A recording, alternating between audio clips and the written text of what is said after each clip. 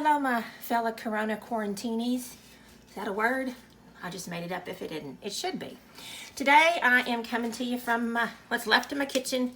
We're trying to get everything ready to move. And this weekend, we're going to try to move as much as possible, even though it's supposed to rain. It is what it is. So, of course, I got a bunch of people coming over, and I need to feed them. So, what I'm going to make this weekend is old-fashioned Salisbury steak and mushroom and onion gravy, mashed potatoes and some veggies and a salad. But as I was getting ready to prep it, I got to thinking that there's so many different ways that you can use this one recipe. So I kind of just wanted to show you what you can do with this one recipe for Salisbury steak. So in this pot, I have 5 pounds of ground chuck. You want to use ground chuck and not the lean ground beef because it doesn't have as much flavor, okay? If you're making a hamburger, you might want to use the lean, but not for this, okay? So 5 pounds of ground chuck.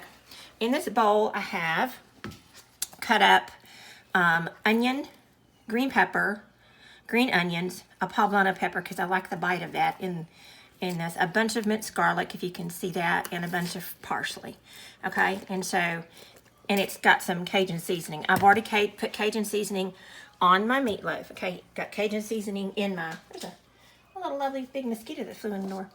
Cajun seasoning on my crackers. This is just some Ritz crackers and regular crackers. You can use whatever you want. You can use breadcrumbs, you can use bread, you can use like cornflakes, whatever. I just used what I had in my pantry.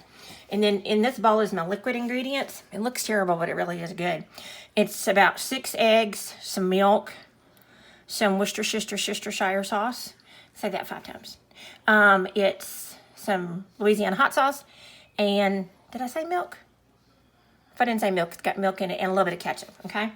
So I'm going to add, I've got my gloves on because I don't like to touch raw meat. So I'm going to add in some of the veg. And I'm probably going to do about 2.5 handfuls, because I think that looks about right to me. You can put as much vegetable in this as you want to, or if you don't want to put any, you don't have to. It's up to you, but it really does give it good flavor. And what I wanted to tell you about this, I'm going to mix the vegetables up and make sure we got enough, okay? So this one recipe, you can make into several different things. Like I said, I'm doing Salisbury steak, but I've got another 5 pounds of ground chuck over there ready to go. That when I get done with this, I'm going to make 5 pounds worth of meatballs. Same recipe. You can make this into a meatloaf. Same recipe. What makes it different is not what you put on the inside of it. It's how you cook it, what shape you make it into. I think I need some more veg.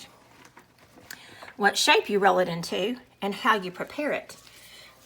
You make it into a meatball, and you put some flour on it and fry it, and then you put it in marinara sauce and have spaghetti. Or if you want Swedish meatballs, you make a Swedish meatball gravy and put it over noodles. If you want a meatloaf, you shape it into a meatloaf. You put it in the pan and put your tomatoey barbecue sauce on it, or my preference is mushroom sauce. But I just kind of wanted to show you the process. So I got my veg in there. Next, I'm going to go in with my dry ingredients. I did about 3 handfuls of, I'm going to use the rest of these. Just get rid of them, okay? And then we're going to go on with the wet, okay? Now, you can always add more wet if you need to, so kind of just do a little bit at a time, because you can't take it back out again. If it's too wet, it won't cook right. The key about doing this is you do not want to overmix your meat, you know, so try to get it incorporated in there, you know, good, but you don't want to keep going and keep going. Okay, this is still way too dry, so I know I need more wet. So I can tell already I'm going to need the rest of this. Get in there, get in there.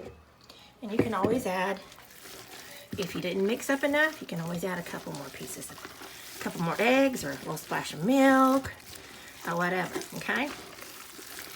And oh, it smells good already. I mean, it's raw meat, but it's smelling good. You see how that's coming together and how the meat is moist now? See the difference?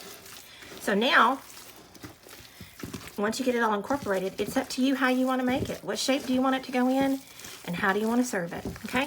So when I get ready to do the Salisbury steaks and fry them and everything and make the gravy later, I'll post that in a separate video, and also we'll post what the meatballs look like when I get finished, okay? All right, y'all stay safe from the coronavirus.